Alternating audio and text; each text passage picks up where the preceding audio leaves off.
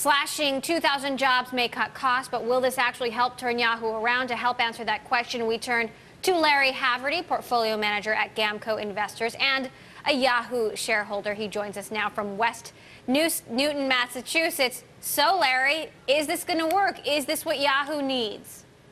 I don't really think it will, Emily. Pretty simple reason. If you're going to turn around the business, you need revenue growth. And I agree with Dan Loeb.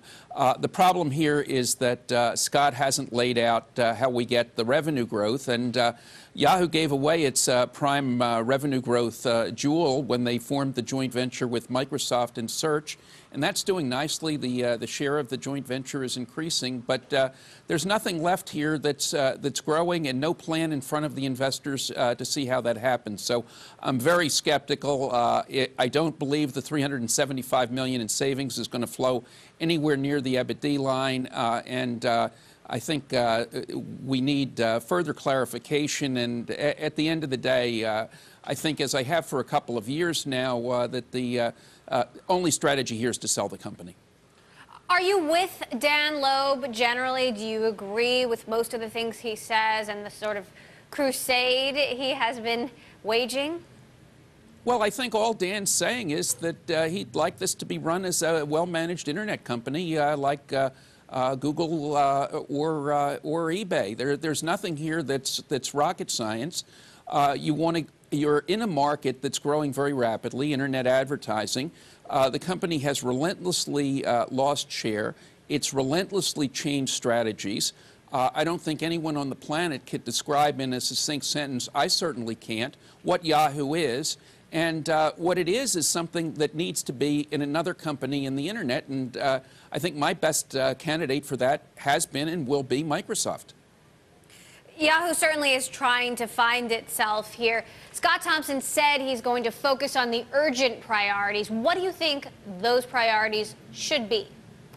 Well, I think the urgent priority is to figure out how to get peace with Jack Ma at Alibaba. One of the reasons we're attracted to this is the hidden value, which now, Emily, is not hidden.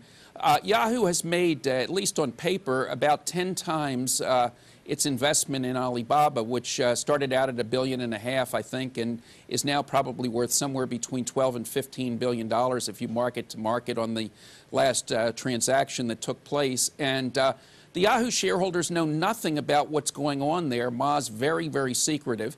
And if Thompson can unlock this value, at least in a communication sense, I think the market would give him a hall pass to try to improve the operations, which will take time.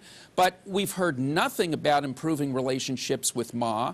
We've heard nothing about trying to do some John Malone-type financial engineering.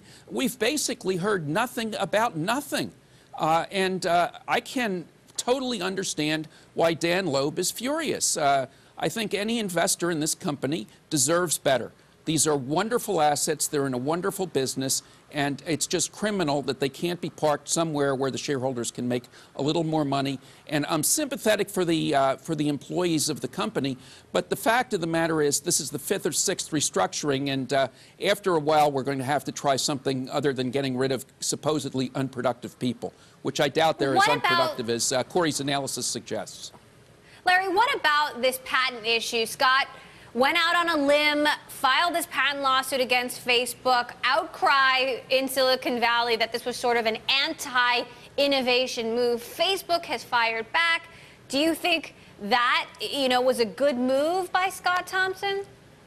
Well, I think that the patent situation is very difficult. I listened to a presentation by Tim Armstrong at AOL, and he made a pretty persuasive case that AOL had some very, very valuable patents. I think Yahoo, since it was with AOL at the more or less founding of the internet from the point of view of public companies, probably has some very valuable patents that could be worth something. We've seen what Google paid for the Motorola patents. So there's some value here. But, Emily, you don't need this. You don't need the lawyer fees that go with this.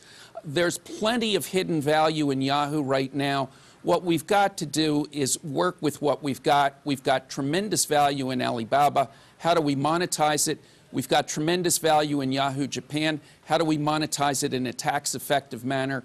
We've got a beachfront business in the fastest growing part of media. How do we get that to grow, to gain market share rather than relentlessly be a share donor? These are the critical issues, and they're not being addressed. And I think Dan Loeb is dead right. What about the media issue? He did say he wanted to focus on building up the content and media business. Gene Munster, an analyst at Piper Jaffray, suggested that Yahoo should buy Hulu. Is that something that you would support? Well, it would depend on the price, but you know, I think, Emily, that everybody knows that content is good, but knowing that content is good and being able to produce good content are two different things. It's a very, very difficult trick. Look at what happened to Netflix stock once Reed Hastings got into the content production business. It hasn't been very good for the shareholders. So everyone is trying to produce the short-form content. Google's got 100 channels going up on YouTube. Everyone wants in. I'm very, very skeptical of content production, and I think no one's going to be buying Hulu on the cheap. It's a very, very unique, interesting property, and the folks that own it, unfortunately, are well aware of its value. And many are skeptical that this is actually going to work. Larry Haverty of Gamco Investors, thanks so much.